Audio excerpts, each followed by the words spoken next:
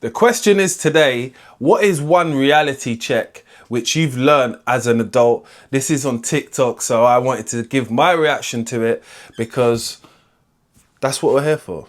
Let's play the clip. What is one reality check you had once you turned into an adult? Nobody give a fuck about none of your problems. Yeah. Yeah, pretty much. Well, you thought different when you was younger? Yeah, you thought that people would... A lot of people thought that. So a lot of people thought when they were younger that other people give a fuck about them or the things which happen to them, which in reality we don't, because things are happening to us at all different times of life, and how we react or caring or putting somebody else on a pedestal above yourself allows you not to be able to deal with your reality and what is going on. So it's interesting to see this man, who's obviously a grown-ass man, saying this, because the reality is that men and women, go through stuff and nobody cares. Nobody gives a fuck. And, you know, when you start to think, oh, nobody cares about me, oh my God, blah, blah, blah, blah, blah.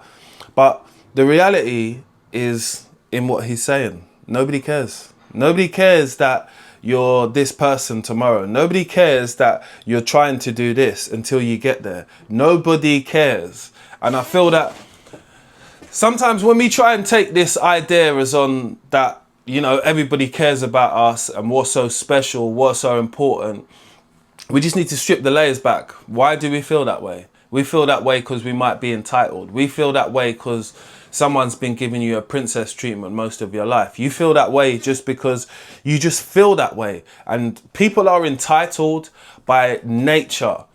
And that's what people got to understand. You know, your problems and the things what happen to you in life, isn't the same for everybody else. So we all ain't gonna feel like we're on the same level. But let's continue onto this clip, because it's interesting what adults honestly say when, you know, like the camera's on and people are asking you a real reality question.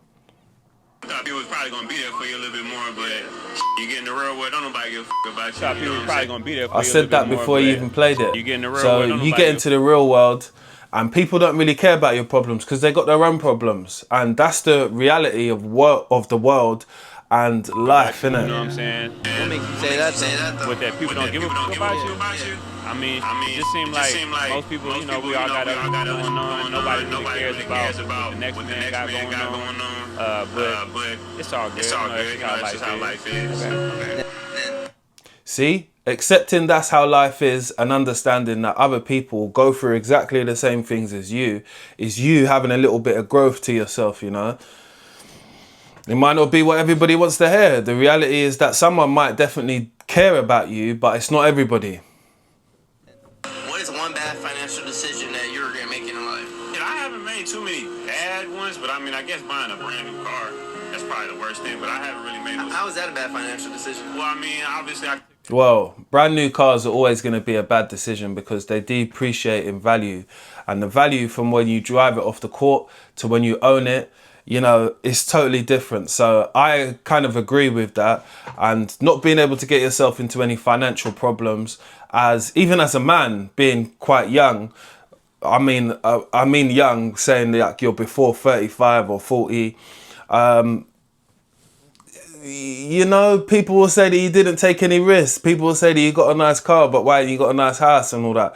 You know, it's kind of open, isn't it, as a question, but it's good to see the reality, isn't it?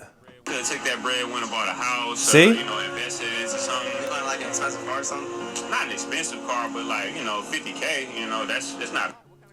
50K is not an expensive car, but it is quite an expensive car on anybody's pocket. You know, 50 grand is not cheap at the end of the day. But you know, you got cars what go up to £1 million, £1 million cars. That's a lot.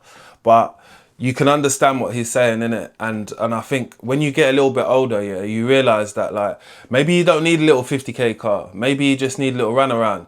But you're not comfortable in a runaround. So therefore you go and get yourself a Benz, you go and get yourself a Beamer, you go and get yourself whatever you want. Do you get it? Crazy, but what kind of car is this? It's a Toyota Tacoma. It's nothing crazy. It's a Toyota, what he spent 50 grand on. But do you know what? I bet it's super reliable. See? Yeah. But, you know, definitely. Was it worth it at least? Yeah, hell yeah. But see, the thing is, I make bread with the truck. Yeah. So I make sure if I do buy something like that, I'm gonna buy something that I can make money with. You feel me? I'm not. See, now we're talking about making money, and that's a smart move. If you spent the 50k and he's still making some money on top of it, that's smart, because most of us were buying these things to show it off for some girls or some, yeah, you know what the vibe is. And just buy something that, you know, oh, it just look good, but it depreciate. Tacomas, you buy that shit, man, you can sell that shit again for damn near what you bought it for. I don't know about that because I'm not into super cars like that, innit? But someone tell me, he said, Tacoma, I think he said, you can sell that shit for the same amount of price that you bought it for. Some cars hold value in it, and some cars definitely go up in value. You got to just know what you're buying. I don't know what I'm buying, so I don't look for stuff like that. You know what I mean? Oh, the dealers trying to buy it from you already? Yeah, hell yeah, they called me and they was trying to offer me like 40k for that. Man, that's pretty And good, that was huh? true. I bought that 2-3 years ago now. So you would be up then? Yeah, damn yeah, for sure. Are you gonna do it? No, hell no. I'm gonna keep that. Yeah, no, I mean I just love the truck. You know, I'm the type of I am. I be on like dirt bikes. I go snowboarding and True, so that's true, I need that type of.